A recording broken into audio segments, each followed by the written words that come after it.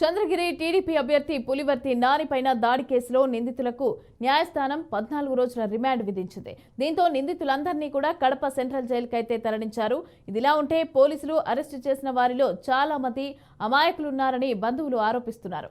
లడ్డూ పోర్టులో పనిచేసే ఒకరిపైన కేసు పెట్టారని ఆరోపిస్తున్నారు. ఇక తిరుమలలో 12వ తేదీ జరిగిన స్థానిక గలాటాపైన తిరుమల 2 టౌన్ పోలీస్ స్టేషన్లో పోలీసులు విచారణ చేపట్టారు. ఇక ఆ కేసులో విచారణ పేరుతో తీసుకొచ్చి యూనివర్సిటీలో జరిగిన అల్లర్లకు కారణము అంటూ కేసులు పెట్టారని నిందితుల బంధువులు వాపోతున్నారు. ఇక ప్రధాన ముద్దాయి భానుప్రకాష్ రెడ్డి మినహా మిగిలిన 10 మంది కూడా సంబంధం లేని వ్యక్తులని చెప్తున్నారు. బెయిల్ ఇప్పిస్తానని తీసుకొచ్చి అరెస్టు చేశారని ఆరోపిస్తున్నారు.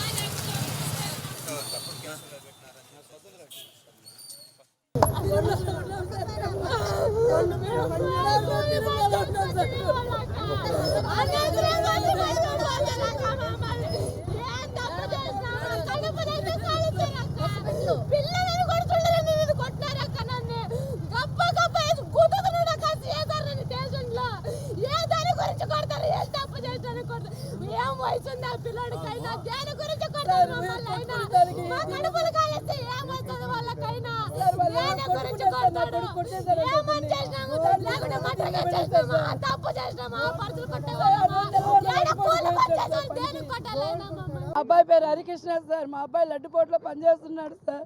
ఆ రోజే వచ్చాడు సార్. కిందకి వెళ్ళి తినాలంటే వాళ్ళ ఫ్రెండ్తో పాటు అటు గోగారిపో వెళ్ళారు సార్. ఏదో చిన్న దెబ్బలాట వచ్చి కొట్టారండి సార్. అక్కడ తీసుకొచ్చి ఇక్కడ తీసుకొచ్చి ఈ జాబ్లో దీంట్లో వేసేసారు సార్. దీంట్లో వేసి అబ్బాయిని 1 నెల రిమాండ్ చేయించేసారు సార్. అది ఏం లేదు సార్. వేరే వాళ్ళు తాగుతూ ఉంటే వాళ్ళు కూడా పోతా ఉంటే కొట్టుకున్నారు సార్. అంతే సార్, ఇంకేమీ లేదు. ఇప్పుడు ఎవరో నాని రచ్చంట సార్. నాని గొడవలో నా కొడుకునే వేశారు సార్. నా కొడుకు సంబంధం లేదు సార్. మేము ఉండేది కరకంబాల్లో. మేము ఏదో బతుక్కుంటాం సార్ కొండ మీద, అంతే సార్. మేము మా కొడుకు జాబ్కి వెళ్ళేసి వస్తాడు సార్. అబ్బాయి పేరు హరికృష్ణ సార్. అబ్బాయి ఏ తప్పు చేయలేదు సార్. స్టేషన్లో ఏం లేదు సార్. కొంచెం మాట్లాడేసి పంపించేస్తాను, ఏమీ లేదు వెళ్ళిపోన్నారు సార్. నేను అక్కడే కూర్చోన్నాను సార్. వెళ్ళిపోతానని కూర్చోన్నాను సార్. సార్ అన్న లేదమ్మా నీకు ఏ బాధ లేదు వెళ్ళిపోన్నారు సార్. 2 రోజులు మరి కూర్చోబెట్టి పంపించారు. 3ఓసారి తీసుకొచ్చి నేరుగా రిమాండ్ చేసి పారేశారు సార్. నా కంటిగా చూపిలేదు సార్. నిన్న తెల్లారి నుండి నా దగ్గర చూపిలేదు సార్ నా కొడుకుని.